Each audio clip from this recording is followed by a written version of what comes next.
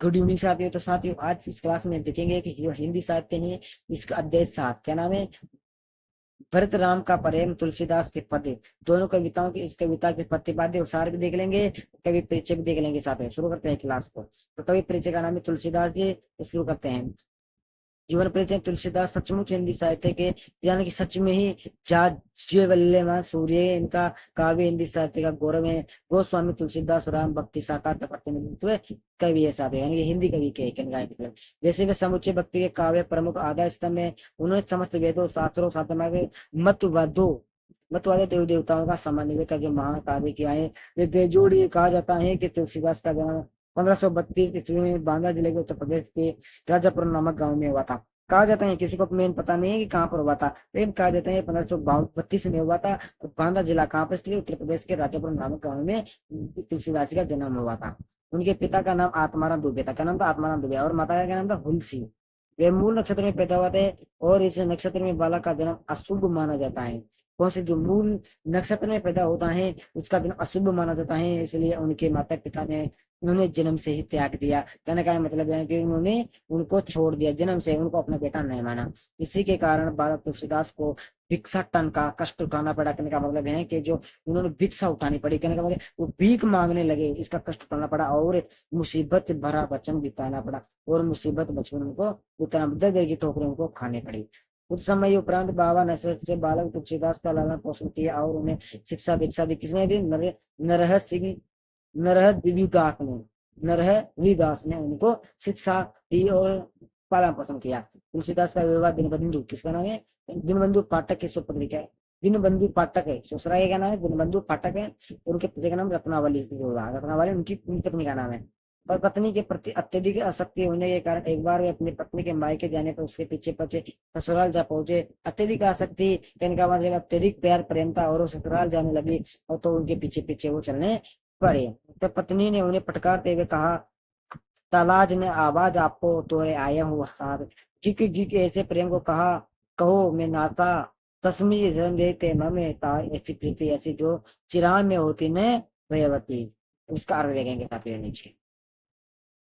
पत्नी किस प्रकार ने पत्नी पत्नी आसक्त जिससे ही तुलसीदास को महान राम भक्त एवं महाकवि बना दिया। उनका समस्त जीवन प्रवाह ही बदल दिया। इसे सुनने के बाद सरस्वती के वध पत्र की साधना प्रारंभ हो गई। कभी कभी चित्रकूट, कभी अयोध्या, तो कभी काशी में रहने लगे। या उनकी पत्नी फटकार दी थी उनको, तो कभी वो घर में गए, कभी काशी में रहते हैं, कभी अयोध्या में, कभी चित्रकूट। इस प्रकार चलने जाएंगे। उनका अधिकांश समय काशी में ही था। पिता राम भक्ति की इच्छा स्वामी रामानंद से प्राप्त की और उन्हें अपना गुरु माना। गुरु का क्या नाम था? रामानंद स्वामी जी। उन्होंने काशी और चित्रकूट में रहकर अनेक काव्यों की रचना की। उन्होंने समक्षण की खूब किया। उनके गुरु कौन था? स्वामी रामानंद स्वामी। ये आपके सौ सुना सकते हैं साथ। सन 1623 ईस्वी में समुद्र 1680 को श्रावण शुक्ल सप्तमी के दिन काशी आधार शिकार गंगा प्राण त्याग दिया। कब? 1623 में। उनकी मृत्यु के बारे में कहा जाता है कि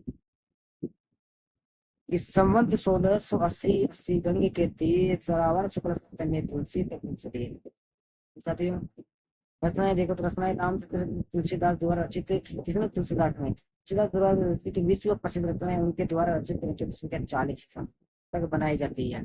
अब तक केवल 12 रचनाएं प्रामाणिक सिद्ध हो चुकी है इनके नाम, यानी कि सिद्ध हो चुकी है, यानी कि बिल्कुल प्रमाण हो चुका है, बिल्कुल स्पष्ट हो चुका है। जो ये 12 के ग्रंथ हैं, जो 40 ग्रंथ 12 ग्रंथ हैं, उनकी ये है साथियां। देखो साथियों शुरू करते हैं। कहता है कि रामलला नहचु उसने वैराग्य संदीपनी। तीसरी हरवे रामायण। चौथी रामचरित्र मास। पार्वती मंगल, जानकी मंगल, रामखा प्रभाव, रसनावली, दोहावली, कवितावली, गीतावली, श्री कृष्ण गीतावली और 12वीं विनय पत्रिका। रामचरितमानस तुलसीदास का सबसे वृक्ष और श्रेष्ठ महाकाव्य। कहने का मतलब है कि जो रामचरितमानस है, राम तुलसीदास की बहुत अच्छी कविता वही ग्रंथ रहा है, सर्वश्रेष्ठ उनका महाकाव्य भी है। विश्व साहित्य में इसका उच्च स्थान है। कवितावली, गीतावली और गीतावली तुलसीदास सुंदर और सरस रचनाएं।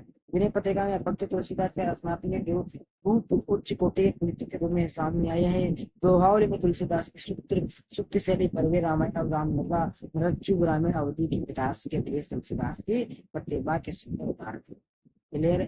अब देखेंगे इनकी साहित्यिक विशेषता। तुलसीदास का साहित्य भारतीय साहित्य का ही नहीं विश्व साहित्य का गौरव है। अपने साहित्य में तुलसीदास ने दार्शनिक, सामाजिक, पारिवारिक तथा व्यक्तिगत आदर्शों को इतनी व्यापकता से प्रतिपादित किया कि स्वदेशी विचार का निर्णय सबसे बड़ा लोकनायक मानने का विवश हो गए। तुलसीदास के व्यक्तित्व पर प्रकरण नहीं है साथियों, आपके नहीं चाहिए कला पक्ष में नहीं। सभी प्रचलित छंद, हाँ ये प्रकरण है। तुलसीदास के सभी प्रचलित छंद आपसे पूछे जा सकते हैं सारे शैलियों का प्रयोग नहीं, छंद आपको पढ़ाऊंगा जो बताऊंगा। देखो सार प्रतिपाद साथ राम भरत राम का प्रेम, तो पाठ्य पुस्तक में प्रस्तुत चौपाई और दोहों को रामचरित्र मानस से लिया गया है। जो भी चौपाई है और जो भी दोहा है उसको रामचरित्र मानस से लिया गया है, परंतु पाठ्य पुस्तक में आपकी जो भरत राम का प्रेम उसमें ओके। इन छंदों में राम वचन गमन के बाद भरत की मनोरथा का वर्णन किया गया है। ओके साथियों, भरत भाव के उद्देश्य से बताते हैं कि राम का उनके प्रति अत्यधिक प्रेम भाव था। भरत हैं जो बताते हैं कि मेरा जो भी प्रेम था वो राम जी के प्रति, श्री राम जी के प्रति बहुत ही अत्यधिक था। वे बचपन से ही भरत को खेल में भी सहयोग देते थे, कौन राम जी, और उनका मन कभी नहीं तोड़ते थे। वे कहते हैं कि इस प्रेम भाव को भाग्य सहन नहीं कर सका और माता के रूप में उसने व्यवधान कर दिया। राम के वन गमन से कि अन्य माताएं और अयोध्या के सभी नगरवासी अत्यंत दुखी थे। राम के गमन कहने का मतलब है कि जब राम जी वन से गमन कर चुके थे, राम जी वन को छोड़ चुके थे, तो अयोध्या के सभी नगरवासी बहुत दुखी थे साथ में। इस पश्चिम में भारत का राम के प्रति श्रद्धा भाव और अपने प्रतिपाद का भाव प्रकट होता है। इस पश्चिम से श्री राम एवं भरत दोनों के चित्र स्पष्ट हो जाते हैं। इसमें भरत में अहंकार न होने के भाव प्रकट होते हैं। कहने का मतलब है भरत में किसी भी प्रकार का अहंकार नहीं था। पद की पद का साथ देखेंगे तो देखो इसे अंश में गीतावली के दो पद दिए गए हैं, जिनमें से प्रथम पद में राम के वन गमन के बाद माता कौशल्या के हृदय की विरह वेदना का वर्णन किया गया है। वे राम की वस्तुओं को देखकर उसका स्मरण करते हैं और बहुत दुख हो जाते हैं। दोबारा पढ़ो, इस अंश में गीतावली के दो पद दिए गए, जो गीतावली उनके महाकाव्य उनके दो पद लिए गए, जिनमें से प्रत्येक पद में राम के वन जाने की कौशल्या की विरह वेदना का वर्णन किया गया। जो पहला पद है तो उसमें जब राम जी वन को गए थे तो उनकी माता जी थे कौशल्या, उनका हृदय बहुत विरह वेदना पीड़ा से छेद रहा था, दुख से जग रहा, उसका वर्णन किया गया। वे राम की वस्तुओं को देखकर उनका स्मरण करते थे कि उनका मतलब है कि जब राम के माता बहुत विरह वेदना झेल रही थी, तो और उनकी वस्तुओं को देखकर उनको छू कर ही उनका स्मरण कर रहे थे और बहुत दुखी हो जाते थे। वे राम के बचपन का भी स्मरण करते हैं, किस प्रकार से उन्होंने पाला, किस प्रकार से उनका किस प्रकार पिता ने पलाई स्मरण करते हैं। राम के धनुष बाण तथा जूतियों को देखकर भी भाव विहल होती है। राम जी बन गए तो जूतियां और क्या नाम का धनुष बाण को भी चोट कर देखकर भी उनके तीर जो भी तीर अंदाजी करते थे उनको भी देखकर स्मरण करती है और रोने लग जाती है। अगेन सूर्य के पति में माँ कौशल्या राम के वियोग में दुखी अशुभों को देखकर राम के एक बार पुनः अयोध्या को आने का विवेचन करते हैं। वसुओं की गिरती दशा का वर्णन करते हैं, राम को अयोध्या बुलाते हैं, उनको अंदेशा की कहीं अपने स्वामी के स्नेह स्मृत भाव में वे होते। कहने का मतलब है कि जो अश्व थे घोड़े थे वो भी दुखी प्रकट करते हैं और मसाले को पुलिस में भी कहीं स्वामी कहीं अपने स्वप्न से काम जी के दुख में प्रकट न करके अपना दम न तोड़ते, कहने का मतलब मर न जाए। आपका साथ आप बहुत तरीके से मैंने आपको समझा दिया, किसी कोई भी टीचर आपको न समझे इसके पास में इसका समझा दिया, इसका कहते हैं सबसे व्याख्या देखो उसमें आपको बहुत